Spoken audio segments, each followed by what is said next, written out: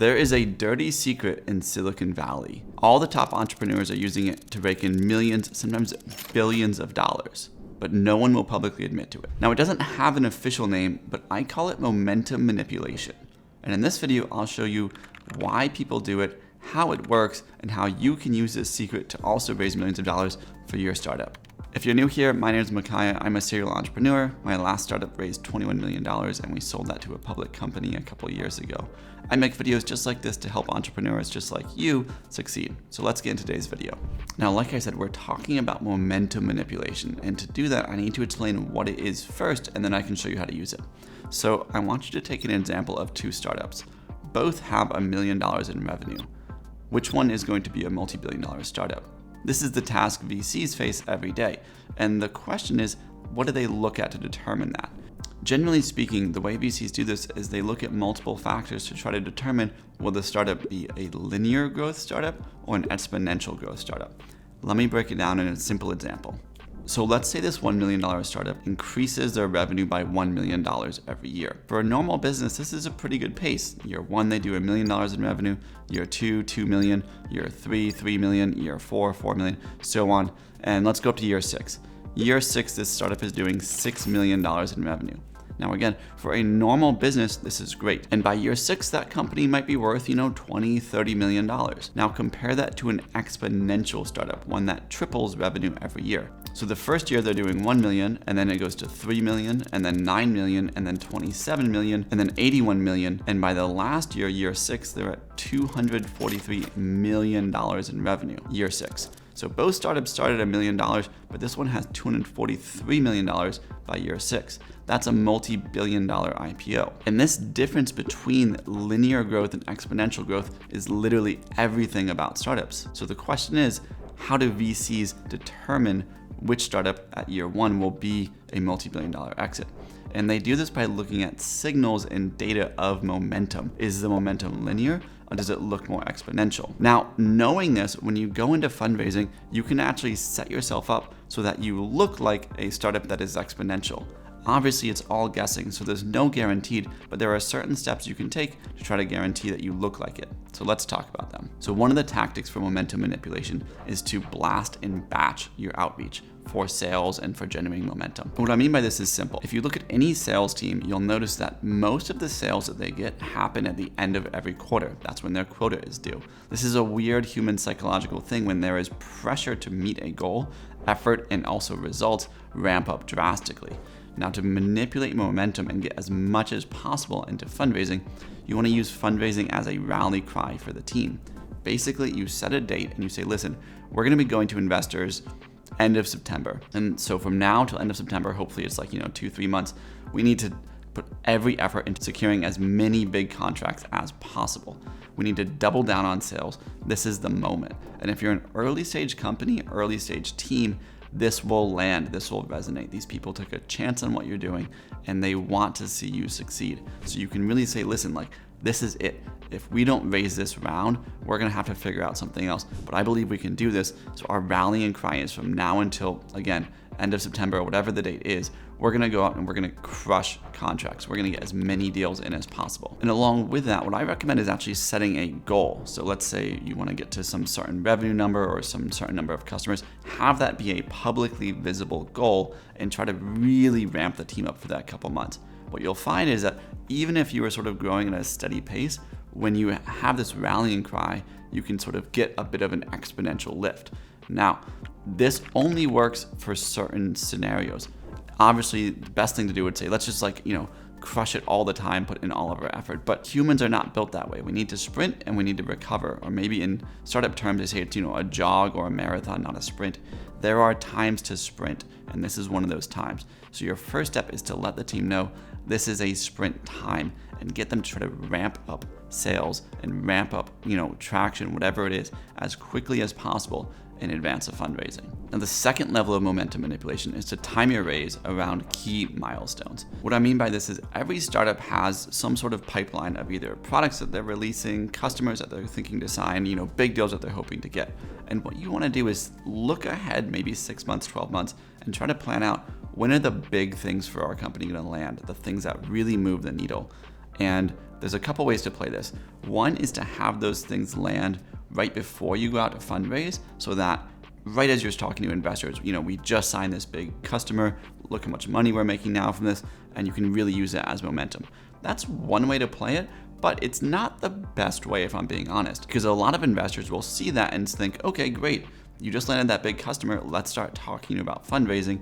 And 1 month, 2 months goes by as you're sort of getting to know this investor, and they're like, wait, when's the next big customer gonna sign? Like, you signed that big one, we wanna see some continued momentum.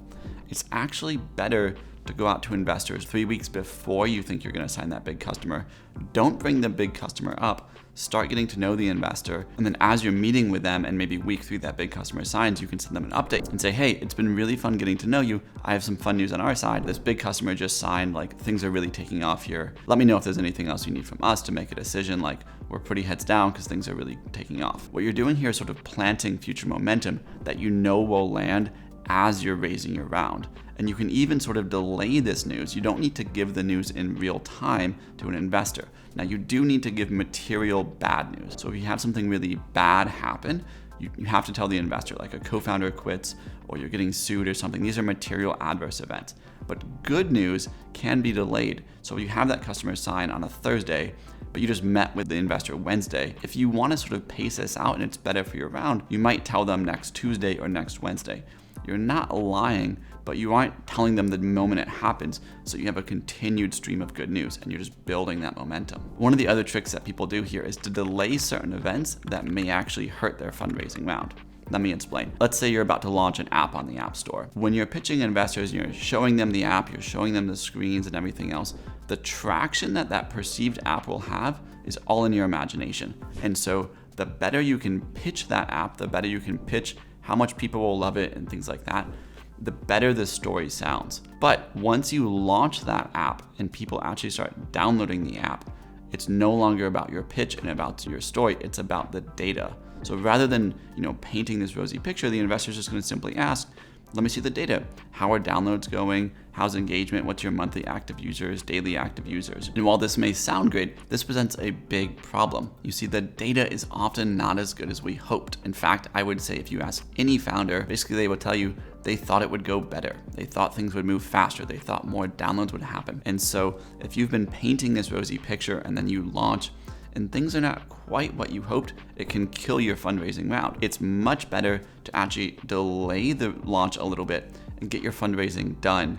And you're using the launch as a reason to raise capital. It's an impending event that will shift you into the exponential growth. And so in that case, the conversations with investors would basically be, listen, we're raising a round right now because, again, let's use my September example. We're raising a round in September. We hope to close it in October because we're launching our app in January and we want to make sure we have a team in place for when this thing takes off. That is a way better story and it relies more on your storytelling than on the data, which can be challenging. And the final secret to momentum manipulation is to run a parallel process for your fundraising. What I mean by this is you don't want to go talk to one investor, do a 2-week process with them, decide if they're going to invest or not, or then go to your next investor.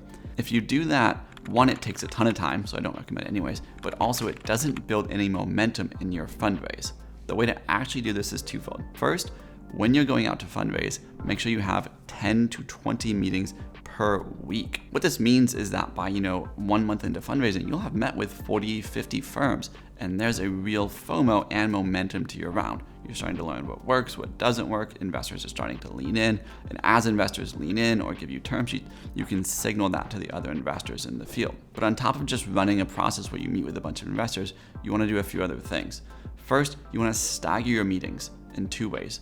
One, you want small checks to come in first, so you want to meet with smaller investors early. This way you can say to the bigger investors, we've already got $1 million, $2 million in commitments, some of them have already wired, so they know you're not just messing around. There are real people writing real checks for your business, and they need to either get in or miss out. But in addition to staggering these smaller investors, you also want to put your C tier and B tier investors ahead of your A tier investors. And what I mean by that is the investors that you want the most to invest in your round, you actually delay and pitch close to the end of the round. That way, by the time you're going to them, you have momentum and you have real competitive pressure. The ideal scenario to show up and pitch like an Andreessen or a Sequoia or a Benchmark is that you already have commitments for the round is filling up quickly, and maybe you even have a few term sheets from other lead investors, but you're not looking to take those term sheets. You're really looking to get a Sequoia or an Andreessen and so on to lead the round.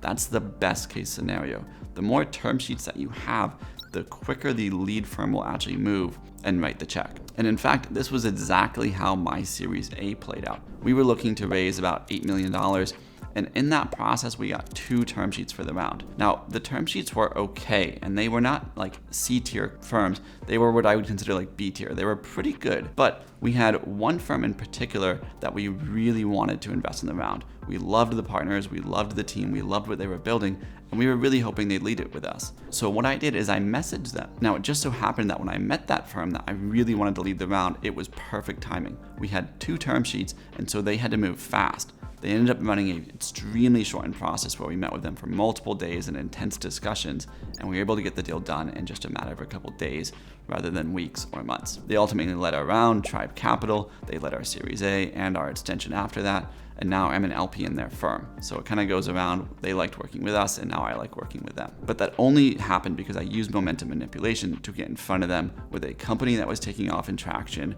a round that was taking off, and a lot of competitive pressure on the deal. Now, one really important note, now that I've sort of pulled back the curtains on all of this, the last thing this is, and the last thing you ever want to do as a startup founder, is lie to investors. Lying to investors is not just going to kill your chances with that investor, it will kill your chances of being an entrepreneur. The startup community is very, very small, and word gets out fast. There are Slack groups, WhatsApp groups, Signal groups. If you say one thing to an investor, all the associates are on their groups checking, hey, did you hear about this so-and-so? And they're validating what you say. So if you start lying to investors, it will come back to bite you and you will not have an entrepreneurial future. However, you can time things and do things to make this in your advantage. And this is what the best founders do. They never lie, but they momentum manipulate. Now, if you want to see an actual real life case study of how this works and how I did it, I just posted a video on how I raised $5.4 million in just 3 weeks. That was our seed round, and I used all the tactics here, and I'll break it down in more detail and give you real life examples of how I did it. Just click the link over here, and I'll see you there.